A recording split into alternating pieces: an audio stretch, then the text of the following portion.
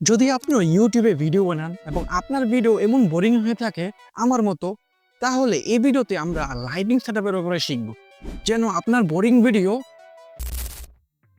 এমন professional video হয়ে যায়। আর এটা করার জন্য দামি দামি লাইট অথবা ক্যামেরার দরকার নাই। এই ভিডিও আমি মোবাইলে শুট করতেছি, আর লাইট আমার বানানো সফটওয়্যার দিয়ে করতেছি। হ্যাঁ, ঠিক শুনছেন, আমার বানানো সফটওয়্যার আর কিছু ক্যামেরা সেটিংস। এখানে ম্যাটার করে আপনার যতগুলো রিসোর্স আছে, লাইট, মোবাইল, ক্যামেরা, যেটাই হোক না কেন, আপনি ওগুলো প্রপারলি ইউজ করতে পারছেন কিনা। ইউটিউবে যতগুলো ভিডিও দেখলাম সবাই দেখতেছি বড় বড় লাইট ইউজ করতেছে, যেগুলোর দাম 10 থেকে 15,000 টাকা। এরপর RGB light, practical light, filler light. কিন্তু আমার বাজেট এত ছিল না, সেই জন্য ইউটিউবে ভিডিও খুঁজতেছিলাম যে অল্প খরচে কীভাবে প্রফেশনাল ভিডিও সেটআপ তৈরি করা যায়, কিন্তু খুঁজে পেলাম না। এরপর নিজেই বানিয়ে ফেললাম আমার প্রফেশনাল ভিডিও সেটআপ, যেটা খুবই অ্যাফোর্ডেবল। চলেন দেখি এই সেটআপটা আমি স্টেপ বাই স্টেপ কীভাবে তৈরি করলাম, যেন আপনারাও আপনাদের প্রফেশনাল সেটআপ তৈরি করতে পারেন অল্প খরচে। আগে আমি ভাবতাম যত বেশি লাইট হবে তত ভালো সেটআপ হবে, সেজন্য রুমের লাইট এবং অন্যান্য সকল লাইট অন করে ভিডিও বানাতাম, এবং খুবই বাজে ভিডিও হতো। দেন আই রিয়েলাইজ কি বেশি লাইট ইউজ করলে সলিউশন হয় না। সলিউশন হলো যতগুলো লাইট ইউজ করা হয় ওইটার উপরে পুরো কন্ট্রোল থাকতে হবে। প্রথমে সেটআপের মেইন লাইট অন করে রুমের লাইট অফ করে নেবেন। এখানে আপনি যে কোনো সফটওয়্যার ইউজ করতে পারেন। আমি এখানে আমার বানানো 400 টাকার সফটওয়্যার ইউজ করেছি। যদি আপনিও এমন সফটওয়্যার বানাতে চান তাহলে লিঙ্ক আমি ডিসক্রিপশনে দিয়ে দেবো। এখানে আপনি সফটওয়্যারের পরিবর্তে রিং লাইটও ইউজ করতে পারেন, কিন্তু রিং লাইটের আলোটা ছড়িয়ে যায়, যার কারণে ব্যাকগ্রাউন্ড এবং আপনার মাঝে যেটা পার্থক্য তৈরি হবে, কালার কন্ট্রাস্ট তৈরি হবে, তা তৈরি হতে পারে না, যার কারণে একটা প্রফেশনাল ফিল আসে না। সেজন্য আমি বলবো অবশ্যই সফটওয়্যার ইউজ করতে। মেইন লাইটটা সবসময় 45 ডিগ্রি অ্যাঙ্গেলে রাখবেন, যার কারণে একটা প্রফেশনাল ফিল আসবে। আপনার এই সাইডটায় আলো পড়বে, এই সাইডটা হালকা শ্যাডো শ্যাডো থাকবে। কোনো সময় বরাবর অথবা দুই সাইডে রাখবেন না। যদি বরাবর রাখেন একটা ফ্ল্যাট লুক আসবে, কোনো সময় প্রফেশনাল লুক আসবে না। আর দুই সাইডে রাখলেও একদম অপর পাশে একদম পুরো কালো কালো হয়ে যাবে। আর মেইন লাইটটা একটু টিল্টেড রাখবেন, যেন সম্পূর্ণ আলোটা আপনার উপরে পড়ে আর ফোকাস যেন কোনো প্রবলেম না হয়। মেইন লাইটটা পিছনে গেলে ফোকাসে প্রবলেম হবে। এই যে দেখুন, আমি আমার লাইটটা কীভাবে টিল্টেড রেখেছি, তা 45 ডিগ্রি অ্যাঙ্গেলে, এরকমভাবে আপনার রাখতে হবে। মেইন লাইটটা 45 ডিগ্রি অ্যাঙ্গেল রাখার কারণে আমাদের এই সাইডটা শ্যাডো হয়ে যায়। আপনাদের কাছে হালকা একটা কালো কালো দেখা যাচ্ছে। এখন এটা দূর করার জন্য আমাদের একটা ফিলার লাইট প্রয়োজন।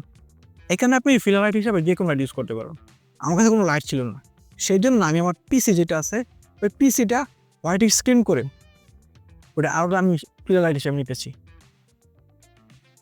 এই যে এইভাবে আমার পিসিতে হোয়াইট স্ক্রিন অন করে আমার যে এই সাইডটা শ্যাডো ছিল ওই শ্যাডোটা কমিয়ে ফিল করে দিচ্ছি। Now you can see there is the difference from the past video and now. আর ফিলার লাইটটা সবসময় মেইন লাইট থেকে কম আলো হতে হবে, তাহলে প্রফেশনাল লুক আসবে। আর আপনি যদি ভিডিও আরও প্রফেশনাল করতে চান তাহলে ব্যাকগ্রাউন্ডটা একদম মিনিমাল এবং এক কালারের মধ্যে রাখবেন। আর যদি পসিবল হয় আর একটা RGB লাইট ইউজ করবেন, তাহলে আরও বেশি প্রফেশনাল দেখাবে। এই তো গেলো লাইটের বিষয়। এখন আমরা আসি ক্যামেরা সেটিংসের বিষয়। বর্তমান টাইমে প্রতিটা মোবাইলেই ক্যামেরা সেটিংসে প্রো মোড আছে।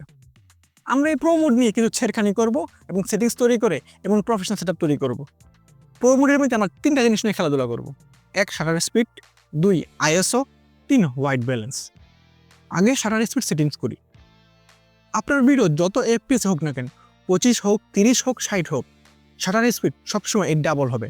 যদি 25 হয় শাটার স্পিড 50 হবে, যদি FPS 30 হয় শাটার স্পিড 60 হবে, যদি FPS 60 হয় তাহলে শাটার স্পিড 120 হবে। এরপর আসি ISO এবং হোয়াইট ব্যালেন্স। ISO এবং হোয়াইট ব্যালেন্স পুরোটাই আপনার উপরে, আপনার এটা এক্সপেরিমেন্ট করতে হবে। আপনার যে মেইন লাইট এবং ফিল লাইট এটার উপরে যে আলোটুকু আছে ওই আলোর উপর নির্ভর করে আপনি ISO কমাবেন এবং বাড়াবেন। যে সময় দেখবেন আপনার ন্যাচারাল ফিল আসতেছে, হোয়াইট ব্যালেন্স ঠিক আছে, ওয়ার্ম রাখতেছে, ওই সময় আপনি ওই ISO এবং ওই হোয়াইট ব্যালেন্স ঠিক রাখবেন। আমার সেটিংস আমি স্ক্রিনে দিয়ে দিলাম, আপনারা ট্রাই করতে পারেন। যদি এরকম দিয়ে আপনার না হয় তাহলে অবশ্যই আপনি এক্সপেরিমেন্ট করতে নেবেন। হোয়াইট ব্যালেন্স বাড়াবেন, কমাবেন, ISO বাড়াবেন, কমাবেন, দেখবেন যেটা আপনার জন্য স্যুট হয় আপনি ওইটা ইউজ করবেন। তাহলে আপনি একটা প্রফেশনাল সেটআপ তৈরি করতে পারবেন। আরেকটা বিষয় রেজুলেশন এবং FPS।